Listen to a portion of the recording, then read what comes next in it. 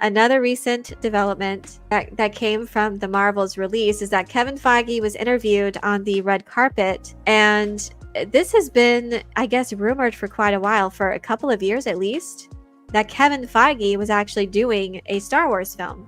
And there have been so many Star Wars films announced. So at this point, I wish someone would actually have a log of how many Star Wars projects and films specifically that were announced that ultimately did not come to fruition, that ultimately were canceled, because there seems to be just one after another. But Kevin Feige, that was one that Star Wars had announced. That seems like, oh, Kevin Feige, that's a name that inspires confidence, right? Because of the MCU. So, but actually, Kevin Feige just confirmed that that is not happening.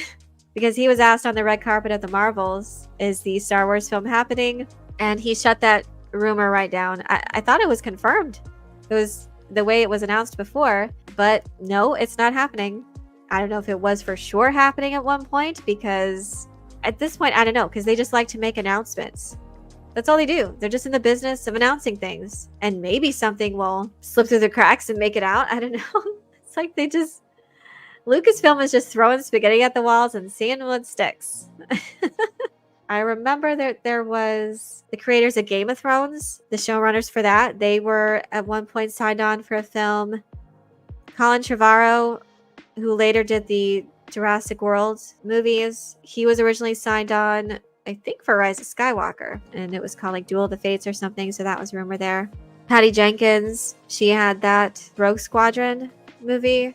There was a lot more, actually. It's happened so often, it's really hard to keep track, but there has been so many movies. Well, yeah, an Obi-Wan movie at one point, a Boba Fett movie, which they just, like, you know, relegated to Disney Plus, I guess. Taika Waititi was also supposed to make one. He sounded like he was continuing to work on that, because he mentioned it several times that he's trying to work on it. So this must be so frustrating for creatives to even want to be involved in Star Wars, or Marvel for that matter too. It kind of speaks to the state of just how Marvel and Lucasfilm and Star Wars, how this is even viewed in the Hollywood sphere of the actual career cast and, you know, writers, actors, directors. But Jeremy Allen White, who's been in The Bear, but he's also in a new movie, Iron Claw, I believe, with Zac Efron. The Bear is an amazing show, by the way. Highly recommend. And he's awesome in it. So what Marvel likes to do is they want to get like these up and coming rising stars. And so Jeremy Allen White was actually in a meeting, I guess, and he was being courted in a degree for a Marvel-y movie, as he put it. So he said, I had a meeting for a kind of Marvel-y movie, and I had an attitude. White said, I think I played it all wrong. So White said he brought his skepticism over the project into the meeting. So whatever project that this was going to be, he said Marvel-esque, he had some skepticism over it. And he was voicing that into the meeting with these executives. And he said, quote, tell me about why I should do your movie. And they didn't respond well to that. They were like, blank you. And I was like, right on, the actor recalled.